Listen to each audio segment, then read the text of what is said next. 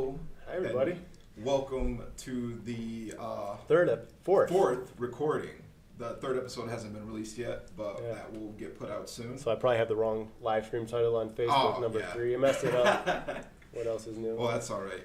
It's all part of the learning What are we talking process. about today, Lamont? We're going to talk about water. Water. So water is super interesting to me because I had never had the thought before my environmental studies class of where water came from. I just assumed that, the oceans are so big, we must just pull water out of there, clean it up, drink it, shower with it, whatever. And it's not actually how it works at all. So. Well, in a way it is. But yeah, water, it isn't like created or destroyed. We have a finite amount of it, but it just keeps changing forms. But it's essential for our bodies. Like we're like 70-some% water. Yeah. I know coffee has a lot of water in it, so it's a good thing. We use it for everything. Yeah, so how water works. Today I kind of want to go over just the basics of the water cycle and how things interact. And then we'll get into a few of the issues of water. We're going to talk about the idea of commons and some of the repercussions of not managing water well within areas. And desertification, pollution, we'll get into that a little bit.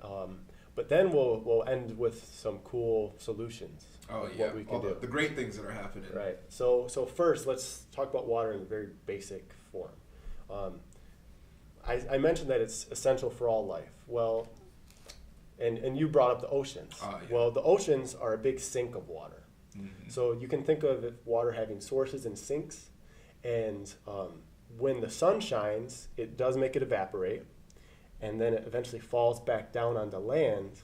And what interacts with it in its path, whether that's trees or a parking lot or something, directs its flow. And it all goes back into rivers through watersheds. Mm. And so like in a watershed, you have like these high points basically. And when rain falls on it, like it hits like the roof of a house, water's going to fall over here, or if it's on the other side, it'll go over here. So gravity's pulling it down from wherever it's fallen in some way. And so water has a lot of energy in it, especially when it's falling from the sky. And we want to distribute that energy because right now one of the issues with water is it's too concentrated. When you get all these parking lots and rooftops and stuff, the water can't sink into the ground. And then it concentrates and you get these big floods. Can't go through the concrete. That's how you end up with the big puddles and things, huh? Yeah, and so it pools and it causes all these problems. Where water, it's our most important resource, but if you have too much of it at one time, it's actually a pretty big issue. But then, so water eventually flows back into the oceans, but some of it does sink into the ground into like aquifers. Aquifers, yeah. So, there's different kinds, but basically an aquifer are like these underground lakes where there's water there all the time. And so if you have a well, you get your water from an aquifer. So I had learned about this, aquifers, for the first time in my environmental science class last summer. And the most interesting thing to me about it was that some people literally will dig their own wells and everything because of knowledge of how to find these like pockets of water in the ground, and like that's like it becomes like not sustainable because the aquifer is only so big. But some of them are really big, but if you have too many pulling stuff out, then it becomes an issue. But you can have like pockets of aquifers, like I think at my house, my neighbor was telling me he dug his well. It's only 15 feet deep. Mm-hmm. But at the farm, which is only a few miles away, our well goes down 122 feet. Ooh. Yeah, so water's in a different spot. Yeah, and so there's different like levels of cleanliness and stuff. So the deeper down the water you pull, in theory, the cleaner it is. That's because the minerals filtering, or the rocks and the ground. The ground and the plants and that. But so if you live in an area that has a lot of agriculture and there's a lot of like chemicals, that can get into the groundwater. So there's issues with that. But with all that said, watersheds are kind of organized in layers. So you can have like your big watershed, like for our Great Lakes, but then there's like kind of sub-classifications in it. So there's like little micro changes, just like on your roof, like one pitch might contribute to a sub-watershed, but it's still coming from the same side. So do you mean to say like... So like all the rivers that are flowing into Lake Michigan, for example, they're part of the Lake Michigan watershed, but then you have something like the Grand River, which has its own watershed. But together with all the rivers, it's the Lake Michigan watershed. Oh, okay. So it's like the source to where all this water might eventually end up. Yeah. Is the idea of the watershed. Yep. Okay. And then, so again, there's like kind of subgroups of it. So if a small stream has its own watershed, right? Or your house, your property has one. But if you zoom the lens back, then it's multiple watersheds can be combined. Seeing how all these bodies of water are connected into larger bodies, So if you think about the Great Lakes, we've had massive environmental change. Most of the state used to be covered with forest, but a lot of it was cut down. Like in the early 1900s, around 1900, about 2 million acres of forest was cut down. Really? And a lot of it caught on fire too. So with all that said, our environment does not look like it used to. But it is actually getting a little better. Okay. Because during the 50s and stuff, our rivers were so polluted, a lot of them caught on fire. What? Yeah, like the Cuyahoga River, that was in Ohio. It was so polluted, it caught on fire. The Detroit River, similar things happened because it was so dirty. Now, some of those contaminants aren't an issue so much anymore, but now a lot of our issue in water bodies is too many nutrients. Too many nutrients? Yeah, because then that causes like a flush of algae growth. Oh, I see. And then if you have too much algae, as soon as it dies, the decomposition process starts, and then you get massive fish die-offs. So in the Great Lakes, we have all this water, and it's a resource we need to value and respect. So when you got something like the Great Lakes, right, it's not like Michigan's the only thing that's here. So what happens that's the idea of the commons, right? Like the Great Lakes are the big watersheds, and so it becomes a shared resource. How do we the Great Lakes in particular has something called the Great Lakes Charter, which actually works with Canada too and multiple states. So there are regulations that say you can't pump a ton of water out, like say to California, but there's other ways you can get around it. It's kind of complicated. I mean, anytime you're dealing with a shared resource, it becomes really messy. But again, we need to value this because in other areas of the world, they're turned into deserts. Yeah. And like a really good example of that is the Aral Sea. Have you heard of that before? The Aral Sea? Yeah, the Aral Sea. Where's the Aral Sea at? So it's in the former Soviet Union. It was this inland sea, or really technically a lake, but it was the size of Lake Huron. That's pretty big. Right, but there was so much water being pulled from the watershed that this lake that was the size of Lake Huron has all but dried up. Oh, gosh. Oh, I watched a documentary in my environmental science class about a similar place in Nevada. There's a commons over there. I don't remember the name of it or anything. Probably should have researched that before. But, the same thing happens in the United States and everything. It's not just, Absolutely. in other places. Like California is a great example. As of last year, this mega drought in California, a lot of that has to do with our land cover. A lot of people don't realize that. That if you get rid of all your perennial vegetation, then it can enter in this feedback loop where it gets drier and drier and drier. Right. And so a lot of agriculture, or a lot of California is agriculture. And so agriculture does really drastically change our landscapes. 90% of the wetlands in California were drained for agriculture, and cities too. But they were drained for agriculture? So we dig all these ditches to get the water away. Okay. Right. So this winter, there's been a lot of precipitation, a lot of snow, and in a lot of this landscape in California, even though it's raining, it's not necessarily soaking into the ground, and a lot of it still is in a drought. But so much so, I'm not sure if you've seen in the news lately, there's a dam called the Oroville Dam, which is the tallest dam in the U.S.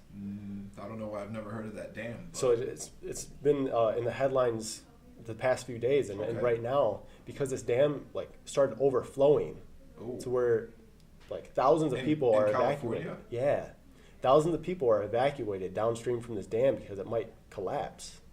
Their emergency spillways open and some really intense stuff. Yeah, that's a lot of repercussions of our management down there. Well, now we have to react. Yes. But if we thought in the front end how to manage water in our landscapes more distributed, then we'd be better off instead of entering in a crisis mode. So before we go on, I think we should talk a little more about how the plants help to keep the water in the ground and everything like that. Because we're talking about this idea of aquifers, and it sounds to me like if it rains and the water's going to the ground, then isn't it still making aquifers? Like, how does that work does. Exactly? Plants, they slow water down. Okay. First of all, when water falls from the sky, it has a lot of energy, and if there's no plants there, it causes soil erosion.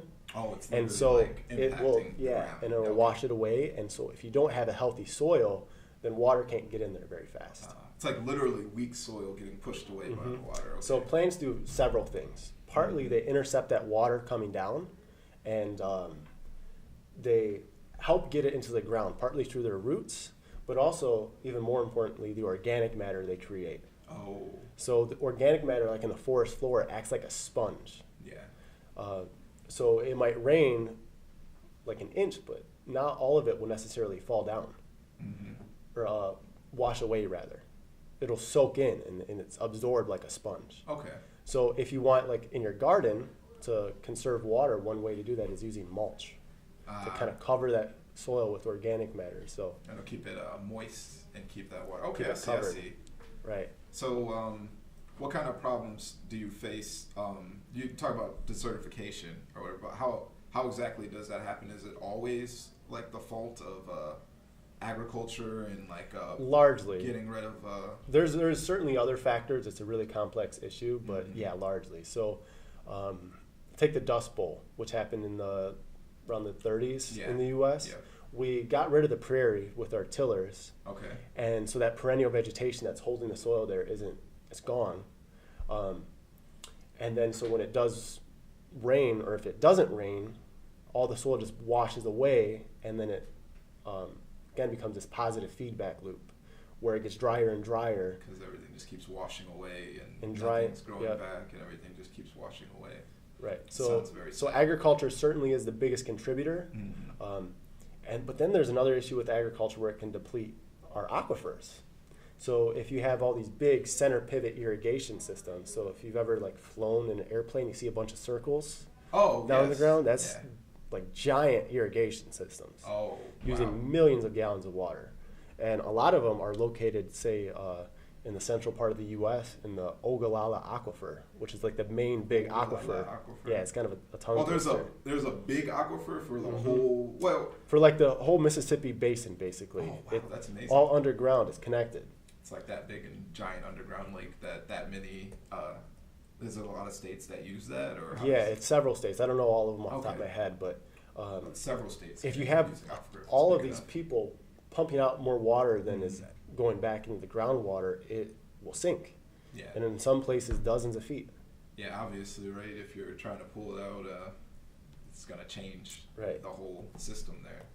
So if you want to conserve it, there's a bunch of different ways you can use. So using irrigation definitely helps plants grow. It's your most important thing. If you can't manage your water in a garden or on the farm, then you can't grow anything. Okay, let's back up one second. Okay. We started talking about irrigation, and I'm like, maybe I don't know as much about irrigation as I thought I might have, because where do farmers begin thinking about that kind of thing, like where they're going to get their water from, or how much of it they're going to have to use? Most often it comes from a well, but there's also like surface irrigation. So if you have a big pond, that's one way. But most of the time it's from a well. All right. So it's like pulling water from the aquifer up. But then on the farm, you need to kind of play around with what crops you're growing, because that's a really big impact. Your soil type has a big impact too. And there's a few categories of irrigation. There's like overhead, which is basically a sprinkler. Okay. And so there's giant ones of those. And then you have drip irrigation. That's just has this little tube. It's just like an IV drip of water right onto the soil. Okay. So that way there's not as much evaporation and... I feel like a lot of places in Michigan, you can see those giant like sprinklers, right? That kind of rotate around the whole farm. That's the center pivot irrigation. Okay, that's the center. And so some of those can cost like over $100,000. So that's a really big investment. That's particularly huge farms that would get that kind of a thing. So, but if you think about it, like if you put organic matter back into your soil, then you might not need irrigation as much, because it acts as a buffer. It's a sponge. When it rains a lot, it can hold on to it, but when it's dry, it's still holding on to it. So that's pretty cool. Yeah. But there's also more passive ways to do it. Like there's this concept called a swale, or doing things on contour. On contour? On contour. A swale? Yeah, so like have you ever seen like rice terraces? Yes, actually. So what they're doing is they're using the contour of the land. And so when water hits it, it's level and it'll all kind of spread out. Okay, so just a little bit for people who might not know about like rice paddies and things like that. They'll literally cut rice paddies from like a side of a mountain and make like a flat area for the water to be able to sit in there. And you actually plant the rice in like the big puddles of water. Exactly, and so that's saving your water. It's not letting it rush away. Mm-hmm. It's storing it where it's at. And they're growing directly into it. And there's other ways you can do it, like I mentioned, a swale. Yeah. So a swale essentially is like a mound or ditch that you put kind of on contour. You want it a little sloped, but when water is flowing down your hillside, then it gets distributed, and then it allows it to sink into the ground where it can be used by your plants. Oh, it's kind of spreading out the flow a lot. Yep. Instead of a lot of our philosophy now is just to pipe it away as fast as possible, but we want to spread it out and sink it in. Yeah. It's a more effective way. We got a question coming in here. Oh, we got a question. Yeah, so that's our first question of our show. Let's hear it. This must be someone at the SAP, because GVSU Sustainable Agriculture Project asked the question. But the question is, what are things we can do at home to use water more efficiently in the garden specifically? So using all around. Yeah. So I mentioned drip irrigation, and so that you have like little tubes basically that's dripping like an IV onto your. But another really big thing, I mentioned organic matter, so using mulch. So like a straw mulch is a really good way. Using wood chips is great. And a lot of it comes back to the soil. So we're going to do a whole episode on soil. Oh, yeah. We'll do that next week. But if you take care of your soil, then water becomes less of an issue. And you can also do things like rain barrels. That's something that is pretty popular. A rain barrel? Rain barrel. Rain barrel. Okay, rain barrel, gotcha. Right. And so we have some of those at the SAP. If you imagine when it rains, you get an inch rain, that's a lot of water. Those barrels are huge. So you can capture thousands of gallons just from your rooftop, and then you can use it in the garden. It's finding ways to store water. Seems to be like a pretty good solution to water problems when you can capture the rain, or if you can manage your well really well. Because how long do those generally last? Like that. Because if we're digging for aquifers, right, then we got to keep digging for them when it run out. Well, generally you want to dig way deeper than the top of the aquifer. So then if it does shrink, like say 20 feet, then you still have water. But in Michigan, there is like some of our aquifers are shrinking a little bit, but we have a lot of water. We're really lucky to be where we are. In Michigan, sometimes too much, actually. So at the SAP, we get flooding all the time, especially in the spring. So one thing we had to do was mound our beds. So they're almost like floating islands when it rains. There's like literally these islands that we can grow stuff on. By water. And so that kind of uses like an age-old technique called like chinampas. It was used by the Aztecs. Chinampas? Yeah, literally floating gardens. We're still using gardening techniques from the Aztecs. Yeah. That's awesome. It is pretty cool. But with that, we're just about out of time. Oh. Yeah, time's going so quick. But we appreciate you listening. And if you want to learn more about water, there's a couple things I'd recommend.